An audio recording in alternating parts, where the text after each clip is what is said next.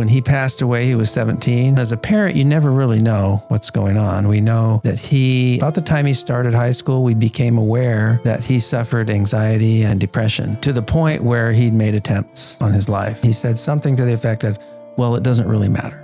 But I did say, hey, we're going to get through this and I love you. I feel like I didn't do the right thing or I didn't save him but I did express love. And I felt like during this period, we just need to love him and accept him. And we did our best to do that. This is the Lost Child Podcast, where we delve into the topic of losing a child. These are real stories from real people sharing some of their darkest moments with us and their journey from that fateful experience. We have a guest with us here today, and he's going to tell us a little bit about his story. Let's dive into the podcast. Dana, thank you very much for taking the time to come and be on the podcast with us today. Sure. Thanks for inviting me. I appreciate it. Just to jump right in, can you tell us your son or daughter, the name of the individual you had in your life that died? Yes. My youngest son. Okay. His name is Ryan Scott Edwards. Wow. Scott is named after my brother Scott.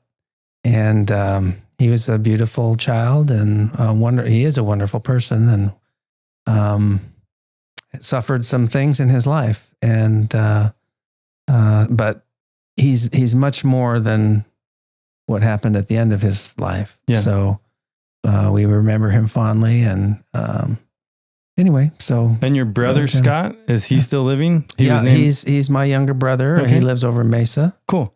And there was a tie that way to his family middle name tie. family? And, nice. Ryan was a very sensitive child in a good way. Mm-hmm. He noticed other people and their feelings and tried to help them. When he passed away, he was 17. So he was right at the end of his high school years, starting his senior year.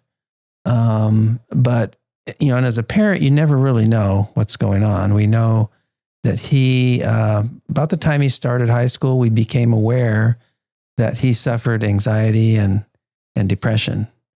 And to the point where he'd made attempts on his life or would have if he had had the means. Yeah. So obviously, as a concerned parent, you want to help. We tried our best. We tried some counseling. We had some medication for a period of time.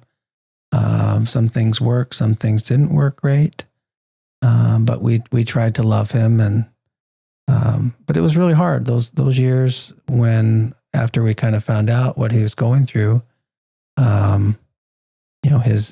He wouldn't really describe it. I think he had a hard time describing what was happening with him. But I think he told one of his therapists that he'd get to where his mind would race, and just he couldn't get out of that. He had some trouble sleeping and a lot of things. So we tried all the things you do when dealing with mental health. We really didn't know much about it. Had never really experienced it like that before. Yeah.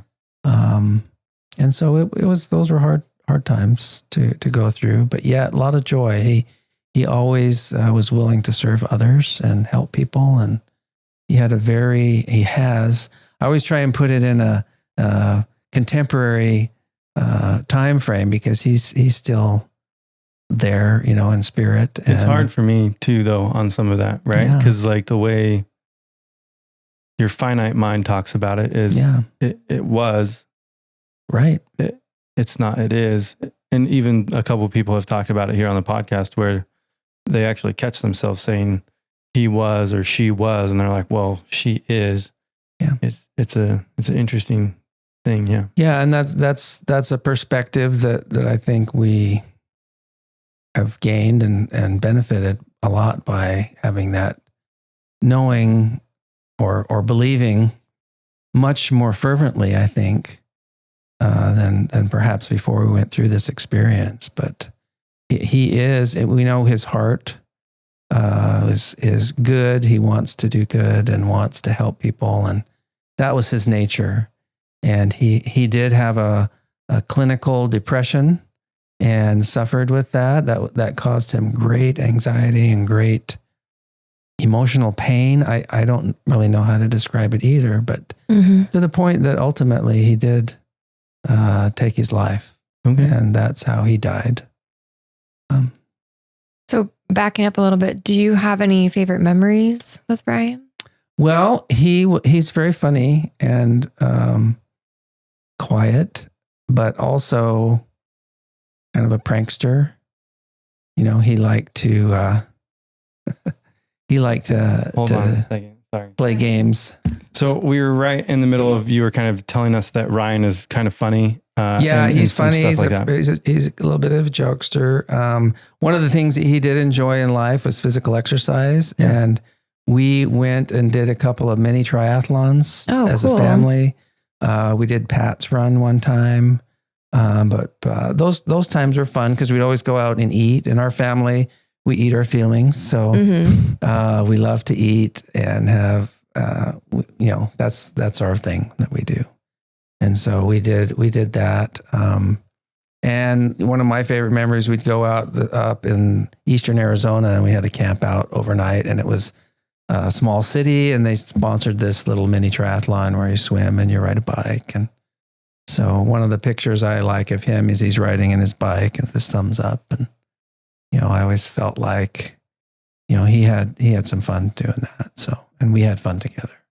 And from your family standpoint, do you have any other kids? Is he an only child? He's the youngest of 4. Okay. My oldest, Kristen, she is 36. And then Alex is 18 months behind her. And then Sarah, and Ryan. And so they were kind of spaced out a little bit farther each time.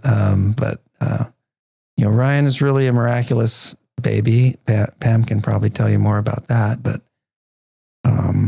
she had some very wonderful experiences with that. And he came when it was time for him to come. And so we welcomed him into our home. And he was, he did have some anxiety, I think, throughout his life. He was petrified of being left or locked in the store.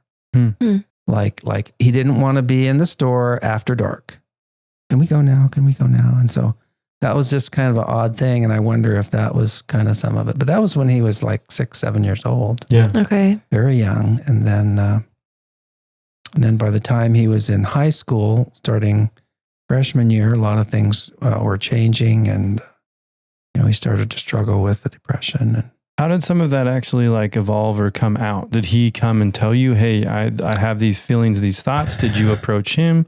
Did somebody else come to you? How did that all kind of play out? Well, he had a girlfriend. Yeah. And so we were wondering about that. We didn't really know her very well. And they would text constantly all into the night. And we kind of didn't like that part of things he would do. We were concerned, what are they doing? What year frame is this? This would be about 2013. No. Oh, And he was how old? 2000. Or what grade? He would be a freshman. Okay. Starting freshman year. Okay. And there was this girl and we've come to love her even more after this whole experience. Yeah. And understand more than we did. We were worried about a lot of the wrong things, I think. Yeah. But he had a need to communicate, and he had a hard time communicating with us his feelings. And so when we first found out about it, he couldn't even verbalize it. He showed us this message thread on his phone. Yeah. That he was texting, and he's having feelings of hurting himself and wanting to not be here. And if I could find the gun, I would do this terrible thing. And so he couldn't even say it. And so he showed it to us. And that was where we just, that we had no idea. We didn't know. And I think with depression, a lot of times the people that suffer with that are good at putting on a face. Yeah. They go out to school, they're well liked, you would never know. We saw it when he would come home because he was just drained, and he looked depressed, look like he didn't want to do anything and have have those feelings. But it wasn't always like that. But that was where we first knew that he had some struggles. And again, we didn't really understand. Yeah. Because it was very hard for him to verbalize it. And then where did it go kind of from there of, hey, look at my phone. These are the thoughts I'm having. Where did you guys kind of take it from there? Where did he take it? Did he want help from you guys? Is it not just kind so of much? We took to the doctor. Yeah. And the doctor prescribed some medication. Okay. And so we had that for a while. And then, I think we tried a couple of different medications. Did Ryan give input on that? Like, was he like, I don't like this one, or this makes me feel this way? Not a lot. Okay. Not a lot. He just, at the end, stopped. Well, he hadn't taken them for probably a year or two. Okay. He just said, this isn't working. And so he would be up and down, and, we'd go to counselors. We went through about 3 of them. And there was one that he had some good interaction with. So if I could give some advice to people, just keep trying things. If you don't find the right therapist, keep looking. Yeah. There are therapists. It's very hard. You feel very alone in this, trying to help your kid with mental illness. It's a very difficult, this would have been in the early 2010, 12 time period, trying to get to the right person. Because as a parent, you wonder, is the counselor going to uphold our values? And, we've since come to learn that that's really not the most important thing in those situations. You've got to find something to keep your kid here and progressing. And it might look different, and that's hard. That's hard for a parent to think different sometimes. And we certainly struggled with that. Was it hard for you just on the whole mental health thing? The reason why I say this is from like a generational thing. Going back, like I would say my parents are kind of like, mental health, what are you talking about? Right. Yeah.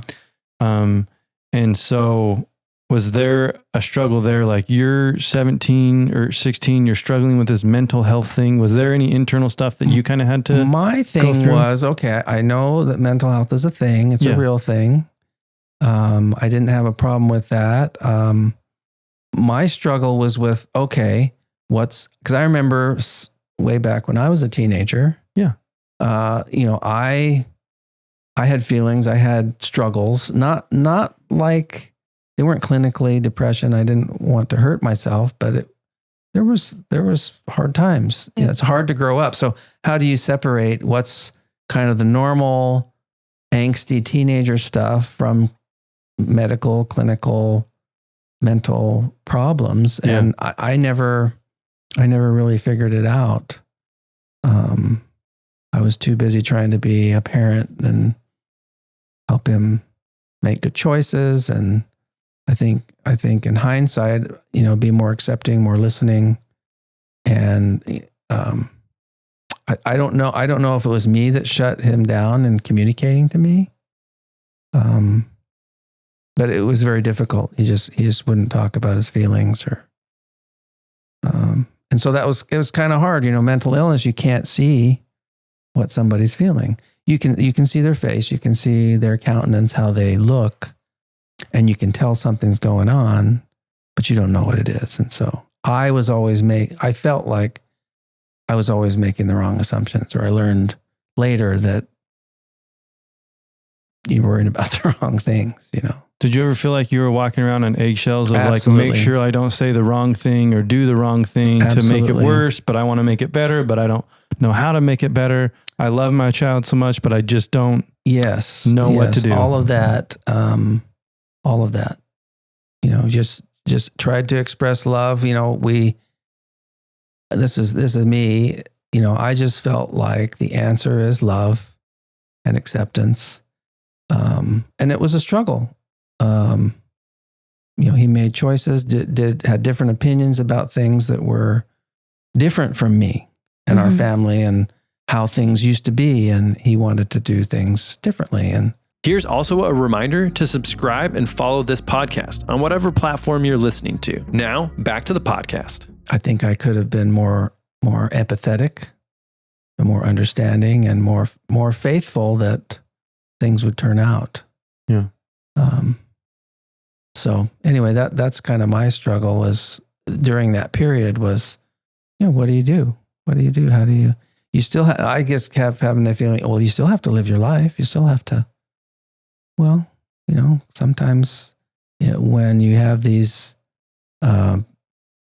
imbalances or whatever it is, you can take some time out. You can, the things that you worry about, like grades or doing this activity or whatever. No, that's not important. What's important is what's going on in their head, and how do you help them to feel that love. I think in a lot of ways, depression blocks feelings of love and acceptance. And that was really hard for me. I'd often have the conversation with him. Well, Ryan, who else loves you more than your parents? We've been with you since the beginning of your life, and we have your best interest in heart. And why don't you believe us? Why do you, and that wasn't the right thing. I don't think in hindsight, it was, well, what's going on with you? What path do you see? How can we support you? You're just doing the best that you knew how. Yeah. So, yeah. And any parent, in the aftermath of all of it, that's kind of the only saving thing. I mean, I feel like I didn't do the right thing, or I didn't save him, but I did express love. And I felt like during this period, we just need to love him and accept him. And we did our best to do that. And if we would have known any different, we would have done it, whatever it was, of course. But it's a small consolation. How much did it fall in? Because I can see, especially at like age 16, 17, there becomes this line of, I need to be a parent of like, here's some boundaries. You're not supposed to go outside of these boundaries. I love you. And there's safety inside these boundaries, right? Right. Versus even kids that I knew in high school that their parents were kind of like, do whatever you want, Right. and they kind of kept pushing even those boundaries, even that's do whatever you want, right? So I guess what I'm trying to say is you got put in a really hard spot, because I can see how I just want to show love, but also at that same age, at least in my mind, I'm like, you would need to set some boundaries of, hey, you need to be home at this time, or you need to, like, there's some different guide rails that you would have to put up, but it seems like in some of that it would. He was mostly good with that. Okay. But it caused him anxiety. Yeah. Mm. There was anxiety. And I don't know if it was he didn't feel like he was measuring up, or that he didn't want to disappoint. I know we talked about a family friend, Mike, who was very important to him. And he would do things to not disappoint Mike. That was important to him, even though he was not into it or didn't believe it, whatever that thing was. He respected Mike and would do things so that Mike would be proud of him. And so,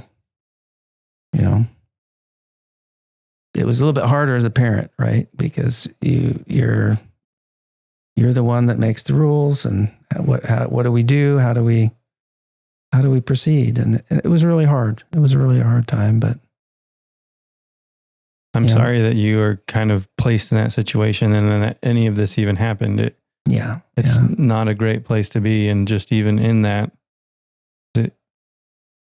we've seen other family members in similar situations, and it's a heartbreaking thing to watch. Yeah. And you talk to friends and leaders and people that you respect. How do we do this? And there was just no good answers. That was the hard thing. And that was a lesson I learned, that sometimes there's just no good answers. So dealing with this as a suicide, on the podcast in general and all the platforms we put on, some of the things that we want to stay away from is super specifics of what he did, right?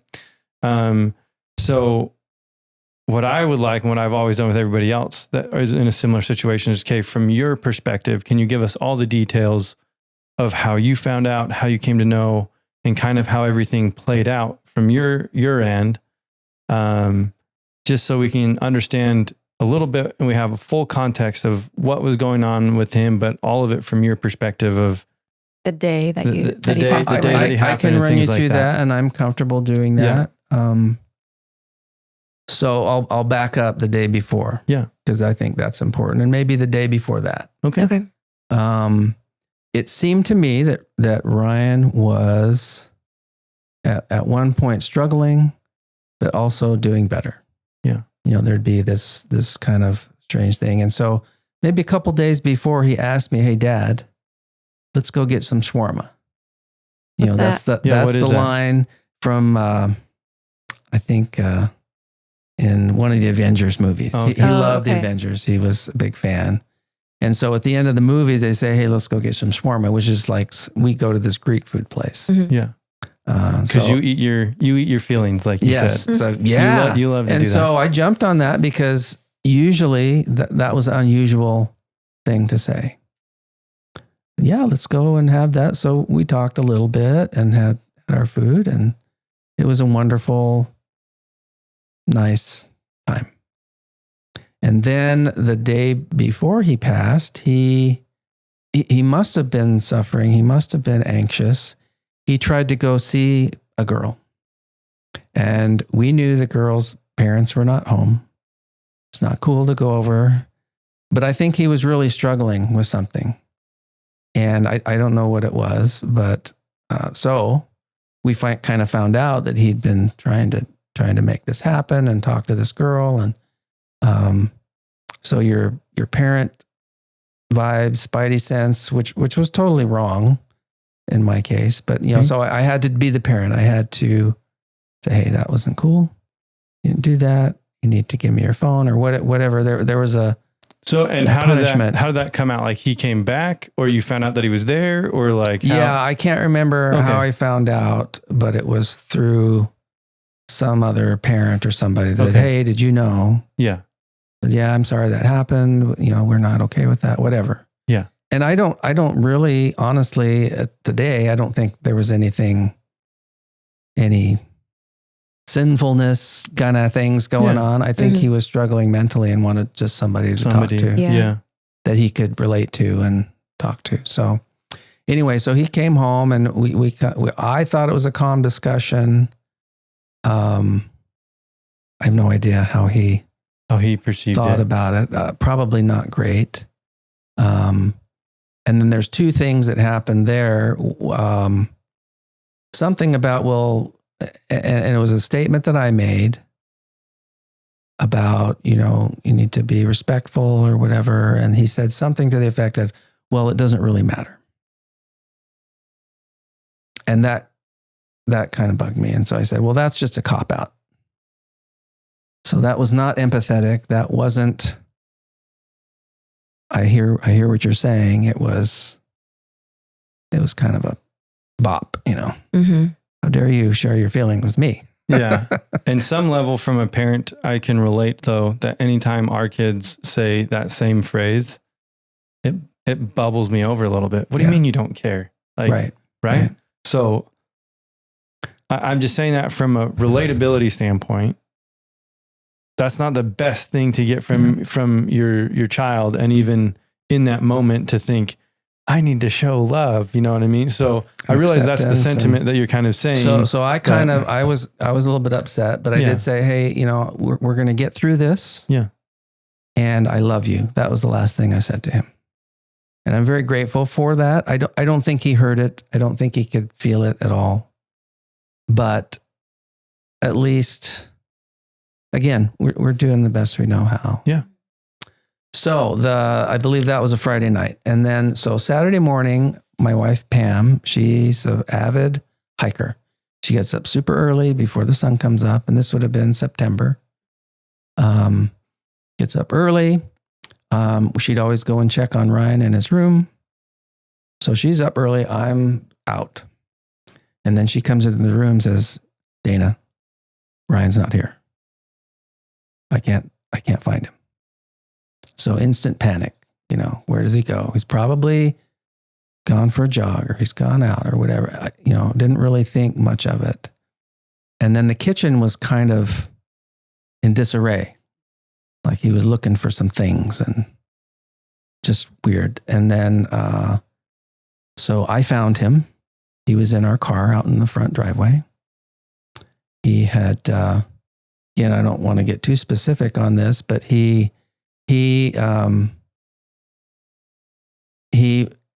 died by carbon monoxide poisoning. Mm.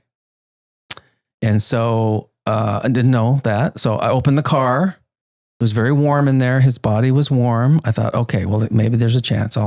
So I scooped him up best I could, brought him in, and he was gone.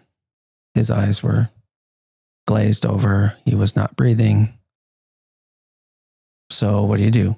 You do CPR, call 911. Pam called 911. And it seemed like a long time. I was trying to do the CPR. There was no response, nothing happening. I can't think in my mind. I just want him to come back. I want him back. Come back. And so there was a lot of very interesting things happened behind the scenes.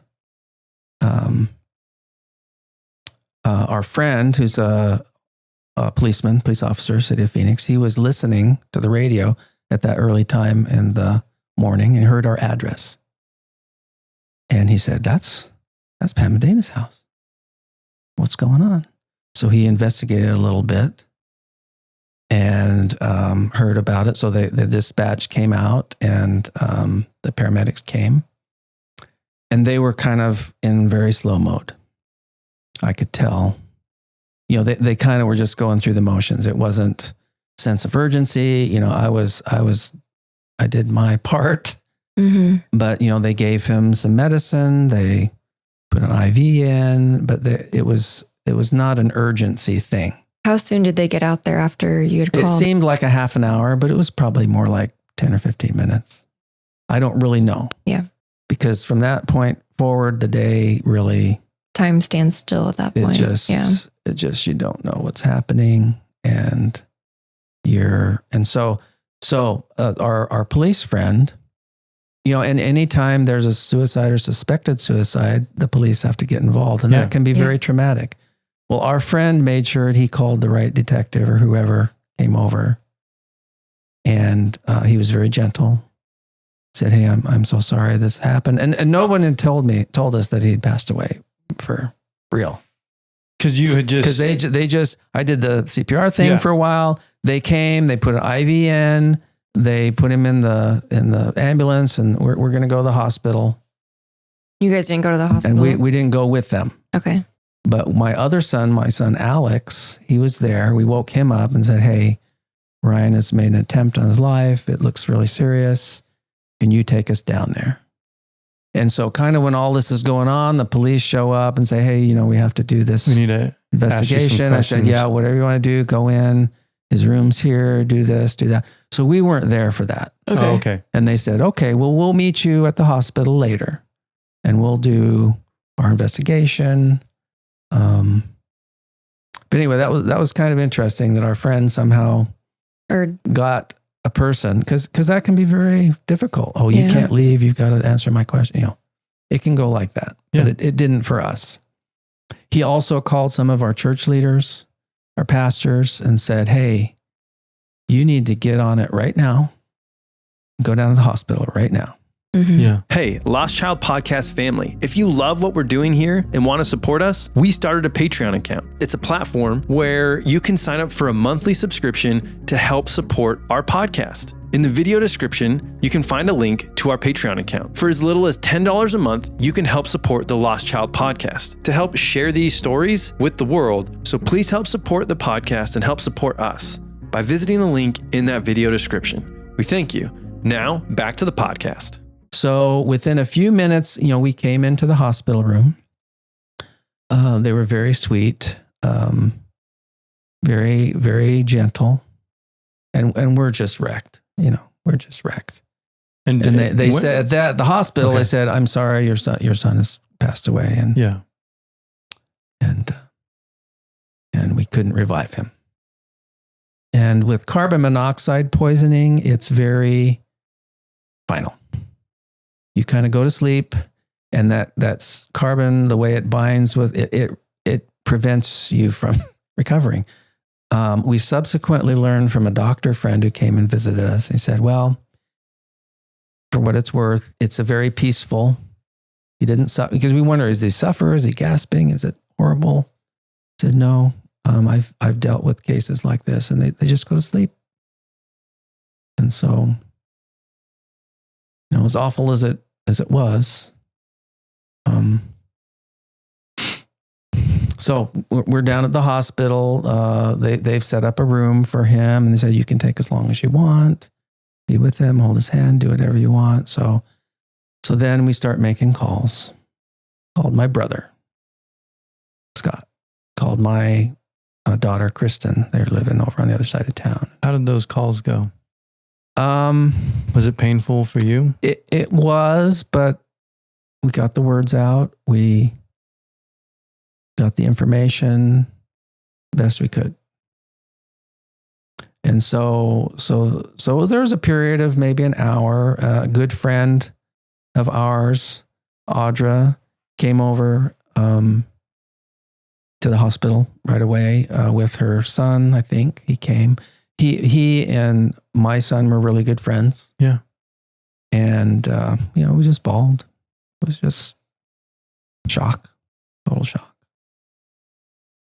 So we were there. Our church leader, pastor, came over. He said some prayers for us and gave words of encouragement that were very helpful and much needed. What were some of the things that he said, if you can remember? Well, right away, he told us this is not the end for Ryan. He's not damned.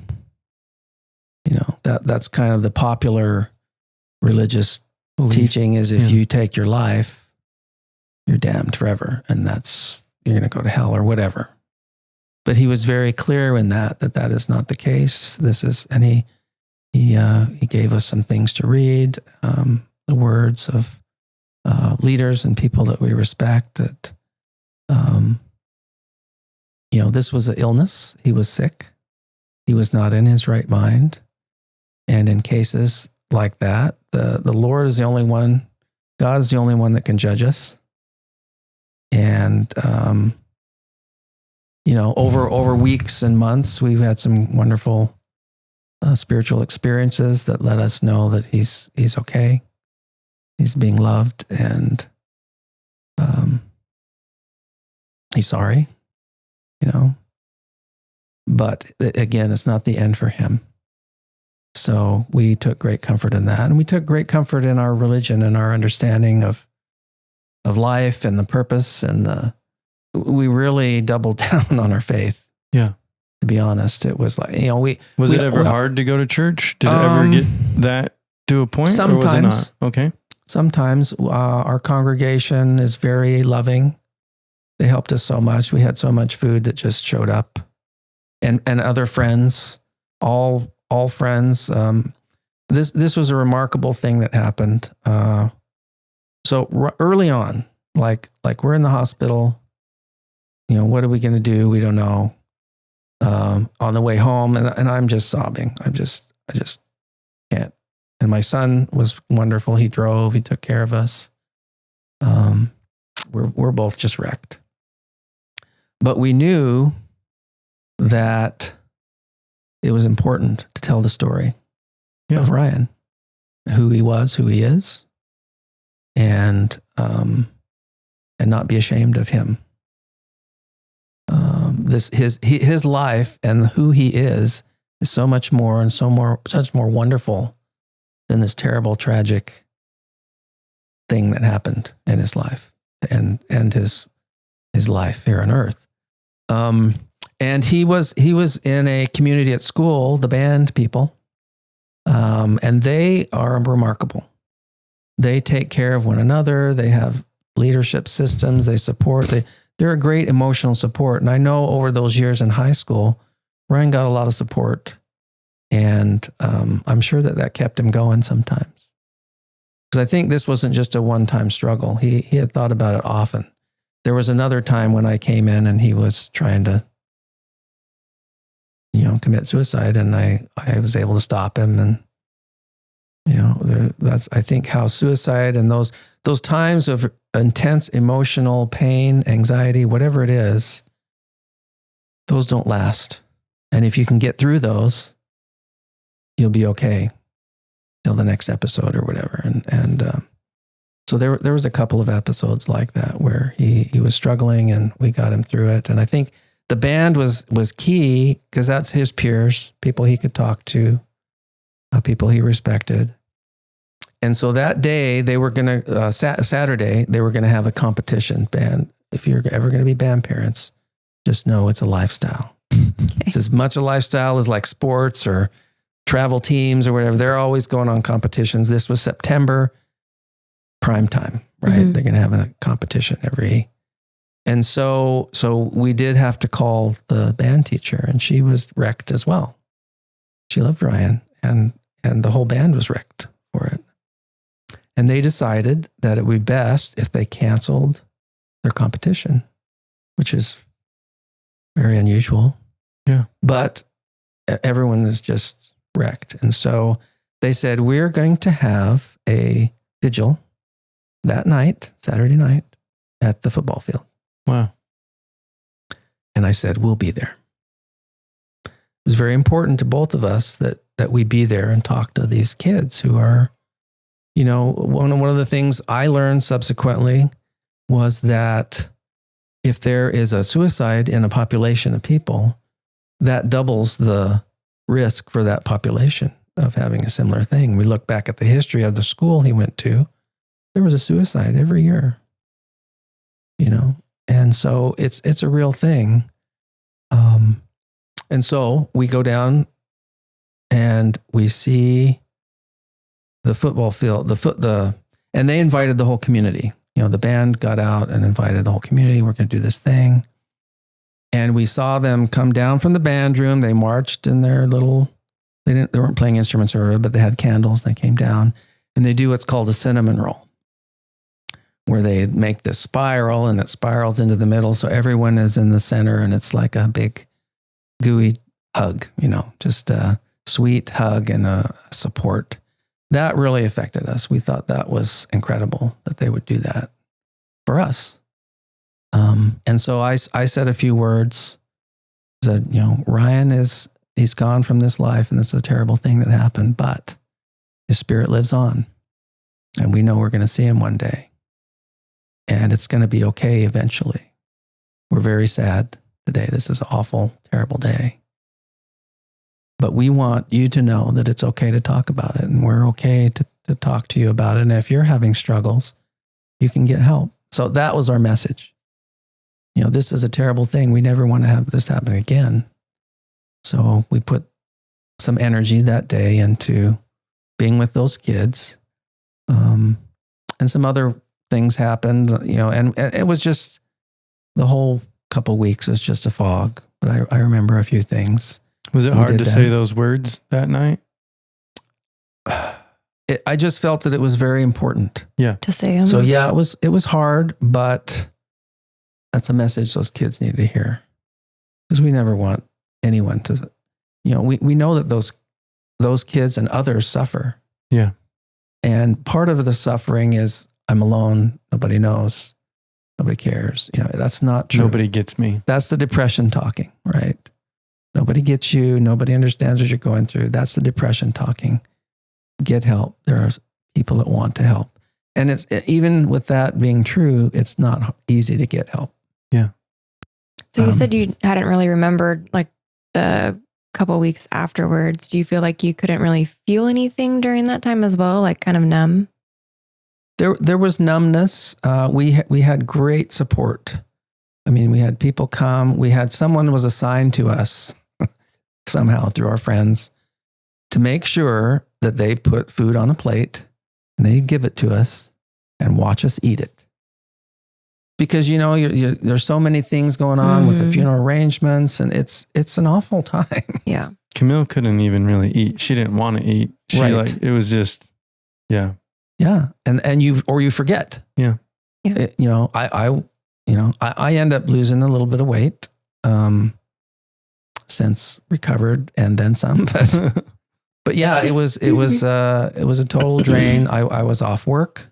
They were very gracious with that. We had a lot of support. We had our congregation set up a thing where they brought in mental health counselors for the community to come in. We invited everybody in, and professionals were able to speak with parents and kids.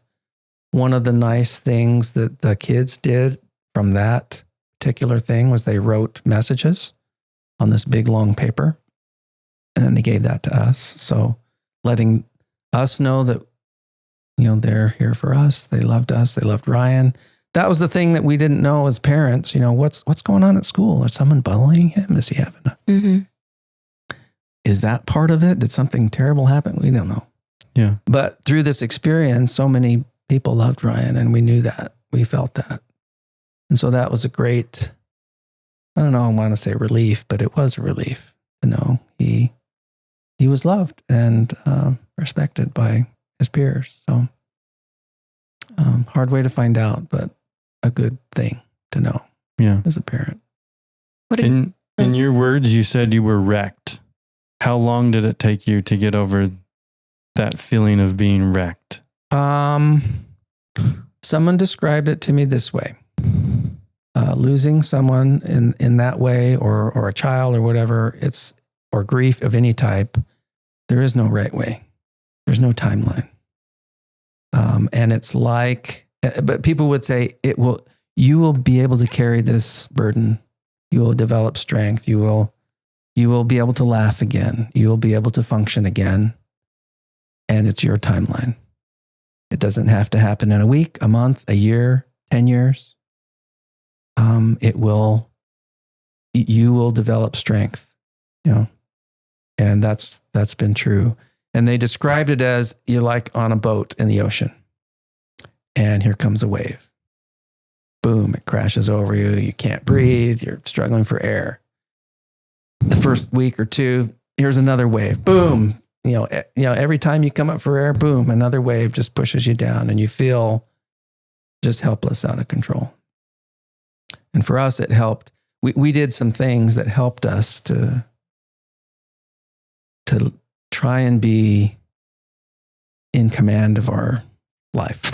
What were those things? The things that we do. Pam's a real big believer in exercise and getting outside. Yeah. And so we would go. We had a friend that taught us this. She would call it her gratitude walk. She had suffered with cancer, and even right up to the end, she would go out every day in the morning, take a gratitude walk, look around, look up, breathe in the air. And we took that lesson from her and said, we need to do a gratitude walk. And so we did that every day. We'd get up early before everything started happening. And we had the benefit, I guess, we didn't have little people to take care of that have needs, and you gotta take care of them. But our son Alex, he's grown up, and so we'd go and we'd talk about things and what can we do, who do we need to see, what questions did we have, what kind of process through some of that. So that, I think that helped us to get us out, because I know it can be, you just don't want to get out of bed. Yeah. And for some people, that's the way they cope. Mm-hmm. But for whatever reason, that's not the path that we chose. So you got up and did exercise. We did exercise. We had to we felt like we need to be seen. Mm-hmm. And we need to tell the story, and we need to speak his name. A lot of times people just close up, we don't talk about so-and-so, that was just whatever. That was very painful to not talk about Ryan. Yeah. The wonderful person that he is, mm-hmm. and you volunteer to speak in different places, or like how did you end up going out? Was it like community stuff, church stuff, or like how? We did some. Pam did go and do some things, and she can tell you about that. Yeah. I never really felt like going on the circuit. I didn't feel like for whatever reason, I didn't want to be the guy with the suicide kid. Mm-hmm. You know, not that I'm ashamed of him, because that he's so much more than the suicide kid. I didn't want to be known for that. Yeah. Because I wanted to be known as the dad who loved his kid and the great times that we had, and talk about that, and help others to have the courage to talk about their pain and whatever it is they're going through. Mm-hmm. So I didn't do that much. There's a lady that her son had passed away from suicide the year before at the same school. Different circumstances, everything, but she came and sought us out. She came to the funeral. The funeral was incredible. How many people? It filled a whole building, you know, with the band people, his friends from school, church friends, you know, it was friends of our family, people that I hadn't seen for years, you know, they come and supported us. And we had great friends that did it all for us. And that was super helpful, because at that point, we can get up and go for our gratitude walk, and then whatever happens the rest of the day happens, you know? Yeah. So, but we never felt like, well, I can't say never. There are days when you just have a bad day and you're sad. And probably for me, you know, we have a saying in our family, you know, I have a feeling, and I try and keep it under control. But if someone says something, you hurt my feeling, so I can only have one, right? So we're both, we try and we don't want to be out of control of our emotions in public. That's kind of a fear.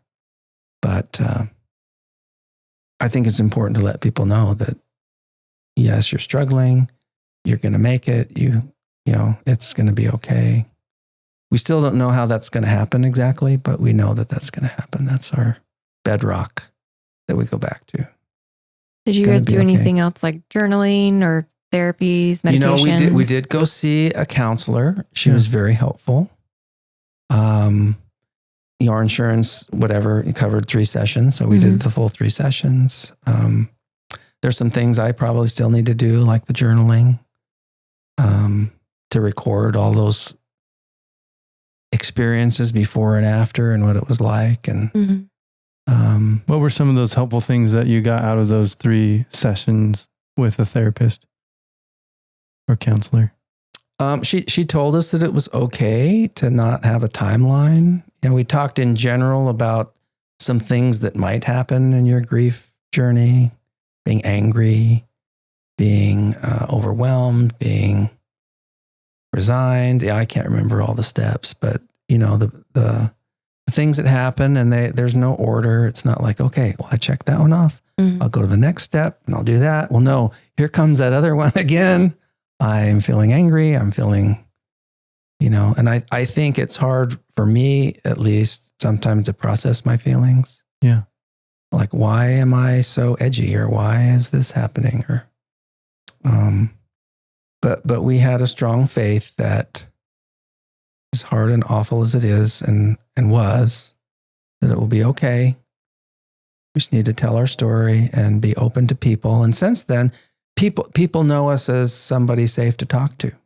Also, they talk to my wife all the time. Like parents or kids? Parents, kids, all kinds of people. Okay. That's great. You know, so, you know, people I hang out with only have one feeling at peace too. So, but we try and be open, and I think that's important. And since then, we've done some remarkable things.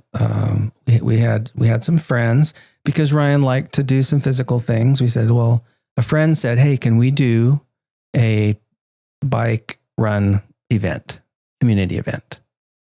And just put your name on it. You don't have to do anything. And at that point, okay, that's about all we could do. We could show up, we could show our face and have a good time. And they did all the organization, and that went on for a few years. And then their life changed. Their kids got into high school. They had some other things going on. And so we said, well, we'll take that on. And my daughter, Kristen, she formed a nonprofit, LLC, whatever, 501c, to called Mental Health Superheroes. She's an English major and studied myths, and she really is into the fan fiction thing. And so she approaches mental health in the eyes of Harry Potter or in the eyes of Batman, or as a way to help people think about mental health. And so she's done some seminars and different panels at Phoenix Fan Fusion, at some other events that they do.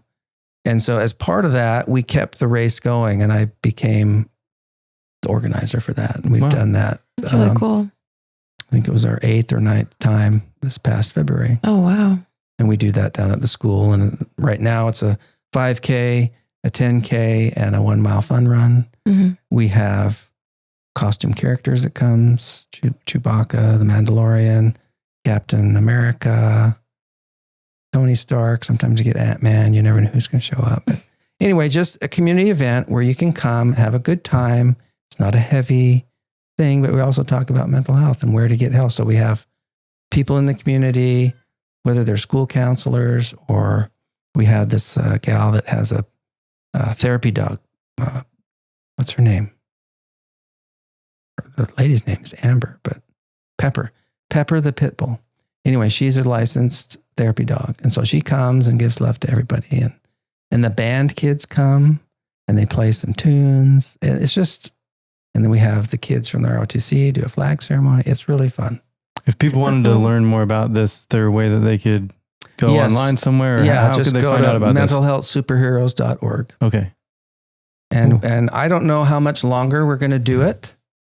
We're getting older now. I'm getting older. And we're looking at some other things. We always want to be supportive of the community. We love the band. We love the ROTC. We love those kids at the school. Yeah. Mm-hmm. And we want them to have great positive experiences. And so it's been wonderful. We have people from all over the country that come. A lot of people have these goals. Well, I'm going to do 50 races in 2 years or whatever, and I saw your race and I'm going to go to Arizona. So we had somebody from North Carolina come. And cool. Texas. And you always have somebody that shows up, and, we make connections with people. That's one of the really positive things that comes out of that. But like I said, don't know how much longer we'll do that particular one, but had tremendous support from the community. And I, on a personal level, I just get a lot out of doing something like that. It takes a lot to do it, but it's also very gratifying to see those kids having a good time and serving and helping, and it's a good vibe. So that's always a good thing. So we try and do that. We try and be active in the community however we can. Pam is just finishing up her degree in mental health counseling. Mm-hmm. So what's next with that? Don't know. Find out. So earlier you were talking about how the therapist or the counselor was saying that, you'll go through all these kind of different emotions. One of you mentioned was anger. There's also depression, bargaining, acceptance, denial. Did you go through all of those or some of them? And I don't know. I don't remember feeling angry at God or at Ryan or at people. There were people that could have helped him. He reached out to people, but they didn't know what to do. Mm-hmm. And they didn't help him. And I can't be mad at them. They're young people typically. And so I'd like to help the young people know what to do.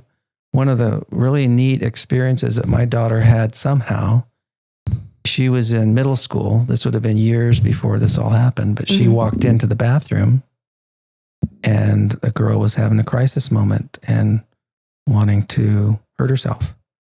And so somehow Kristen, the 8th grader, grabbed that girl and said, look, this is really important. Let's go get help right now. And took her by the hand and took her to an adult, a teacher, somebody that would help them, and was able to, no, I don't want to. But she did that. She had the strength that, and we've learned to put the friend before the friendship. See that person, they're in a crisis. And so maybe their friendship didn't last because of this, but that person got help. So how can we get that message to kids when their friend confides in them that they're having a rough day and they don't want to be here anymore? That's a great question. So what should they do? How do you take them by the hand? Well, if there's an adult nearby, one thing they could do, now we have the 988 number.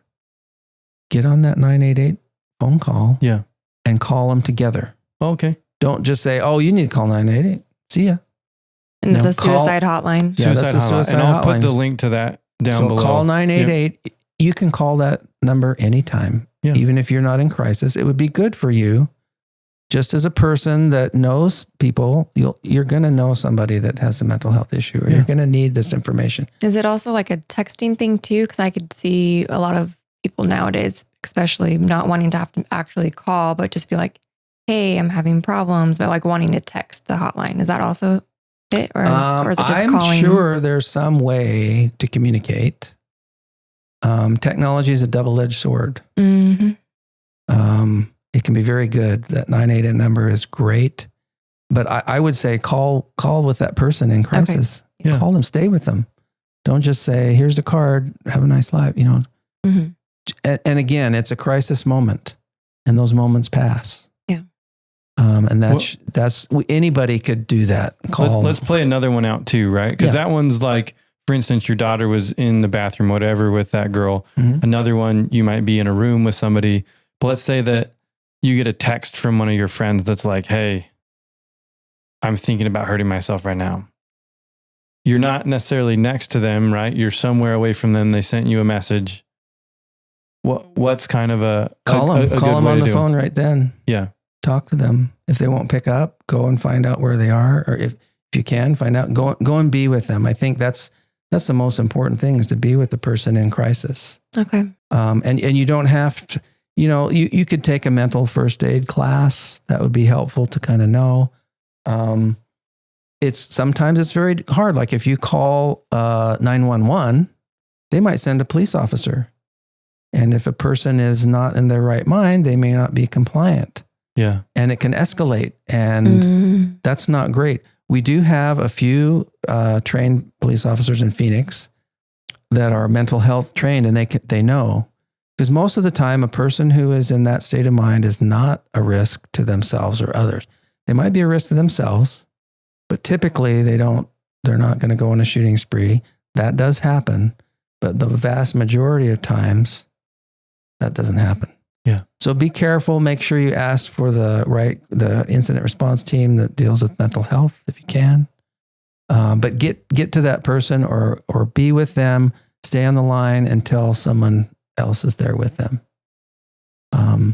That's something you can do in the crisis time. Yeah, thank you for that. And obviously you've got to do what's comfortable for you and keep yourself safe. Yeah. But it can be very hard. It can be very hard. The treatment sometimes can be very difficult and can cause more trauma, honestly.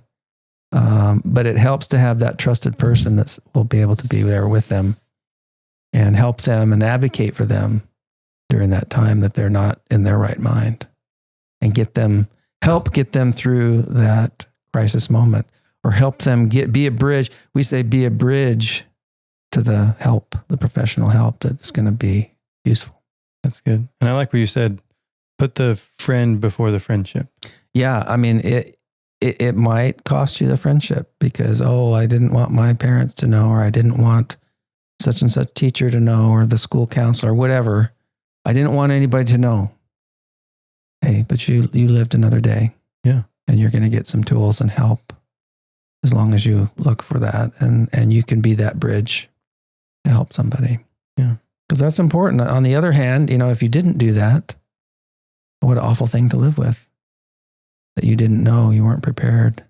And it's not, and we're not asking people to be professional mental health people or hospital people or whatever. Just be that bridge, be that conduit to get that person to somebody that is trained and understands how to help somebody in that condition.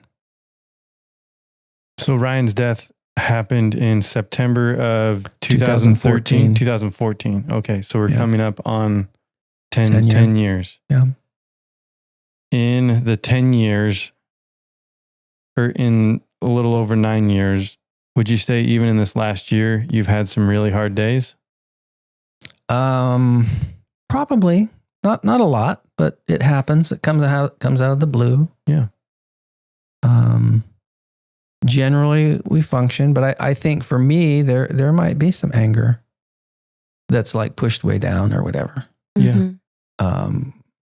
And I need to do better with that. One of the things that the counselor said that I didn't do is write down your experience, write down what you're feeling, do all that.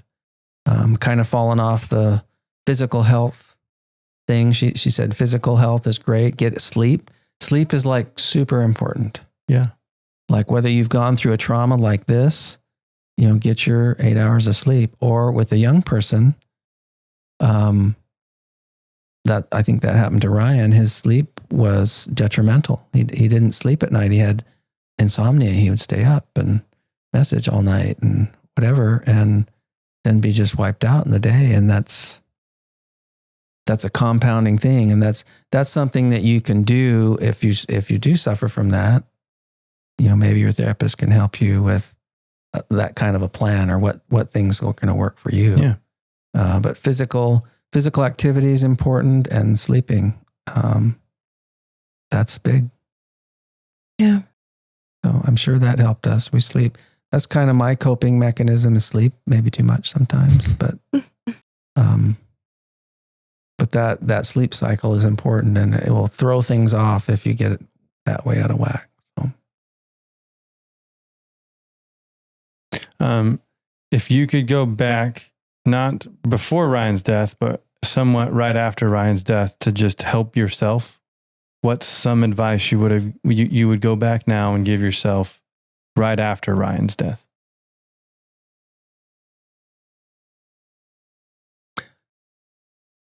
Just be patient. I wanted my children, this is a traumatic thing to have a sibling die. Yeah. In this way. How do I help them? Mm-hmm.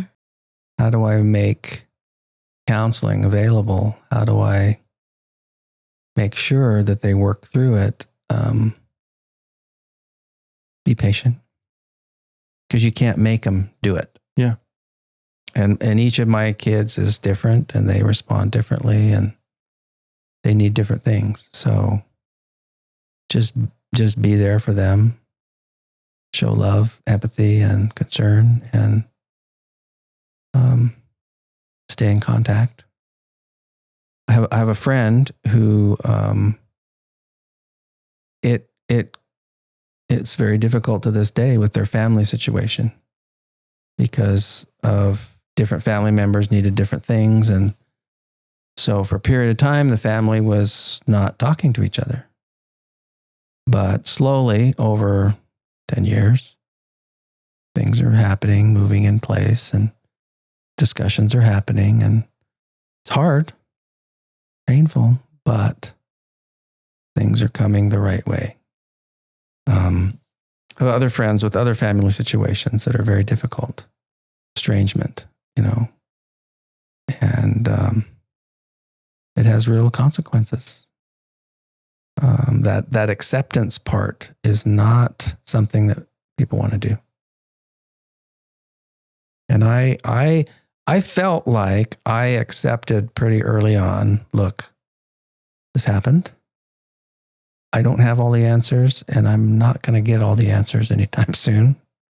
some people ask, why me? Why didn't this happen? We believe in miracles. We believe that people's hearts can be changed. We believe here's a person that was struggling and then boom, God touched them and they, why didn't that happen for me? But I never really dwelled on that. I think God knows his children. He knows what they need, and he will make something beautiful happen in the end. And I just got to hang in there. So do that the best we can. And give yourself credit that you did the best you could, and don't beat yourself up. And that's easy to say, but it's not easy to do. True. I'd agree with that. Changing the question a little bit. If you found out that there was someone you knew that was in a similar situation to you, this would be like someone that has a child that comes to them and says, hey, I'm kind of their child's struggling with some type of mental health thing. What type of advice would you give them, or what type of information or anything would you give them to try to help them in their situation? Now knowing everything that you know. Well, unfortunately, this exact thing happened maybe a month or two ago. Okay. One of Ryan's friends, buddies, he took his life. And we knew the family really well. They're wonderful people. I would tell them in no uncertain terms that give yourself credit for doing the best you could. Yeah. They had him in therapy. This young man really tried hard to kick some of the things that he was dealing with. Worked really hard for a long time. And then it was just one bad day and something happened. And, it's so hard and so traumatic and so awful that it's hard to think about it. But we had a friend who came to us and he just said, hey, I felt like it was important that I give you this. And he gave us a letter that he had written. And right off the bat, it says, I want you to know you're a great parent. You're wonderful people. It's not your fault. You did the best you could. And for someone external to say that was powerful. Wow. And there was a lot of other things, and I can't remember all of them, but I need to go read that letter again. But that was huge, because that's like the first question you always ask. What did I miss? What could I have done differently? What could I have done differently? Why did this happen? Why wasn't there the big change of heart miracle that we all wanted? Well, not done yet. God's not done yet. So, and that's a hard answer to hear. Yeah. But I know that it's going to work out. I have to believe that. I think that's increased our strength. We want to believe that so much, and try and help others to avoid, but also to give people grace that struggle. Because sometimes there are just no easy answers. Yeah. One other memory I thought I'd share was, and Ryan had a faith struggle as well. Didn't know if he believed in God. Wasn't sure. Didn't like some things, and so he pulled away for a long time, and that caused him anxiety because he wants to be a good son. He wants to please his parents and all of that. So I think it was very complicated. But he would go with me and do service and seemed to enjoy that and help people. I think that was a good thing for him to do. He went with me one time to hear one of our church leaders speak. And this man goes around and talks to groups of youth, and he had a kind of a lesson prepared, and he had talked about our perceptions and what we want to become. And the long story short of it was he had a picture of a fly and a picture of a bee. And, he says, we can choose what we want to be like. Like, what are the characteristics of a fly? Well, they're pretty solitary. They spread disease, cause trouble, make a mess. They eat gross things. They're just nasty creatures, right? And then here's the bee. They look very similar, have the same body parts, but the bees, they live in a community, they live in a family, they protect the hive, they make food, they help other people with pollination. They're wonderful. And so if you get the choice in life, what do you want to be? You want to be like a fly, yourself, or the bee? And so in part of his presentation, we talked to each other, and so, okay, Ryan, well, what are you going to be? Well, I'm going to be a bee. Bee is the way to go. So that was a cool thing. So in our family, the little bee is a symbol. And if you look on his gravestone, there's a little bee on his gravestone because he really truly was a bee, a helpful person, and wanted to do that. So I don't know if that answered your question, but no, it totally did. So thank you very much. Is there anything else that you would love to share with us? I think I've already said it a couple different ways, but if you're struggling, if you have feelings to hurt yourself, know that there are people out there, and make the effort. And you might have to make the effort more than once, but somebody out there can help you to deal with these feelings and what you're going through. And I pray that you will find that person or those people. There are lots of people that love you and want to help. Let them do that, even if you don't feel like it, even if you can't feel it at this point. Keep trying, and you'll get through it. So that would be my message: is keep trying. Wonderful. Yeah, thank you so much. Yeah, thank you for being on the podcast and taking the time to share Ryan's story with us. You bet. Looking forward to seeing how it all comes out. Thanks for joining us on the Lost Child podcast. If you enjoyed this, please subscribe. And remember, shine bright, and we'll see you in the next episode.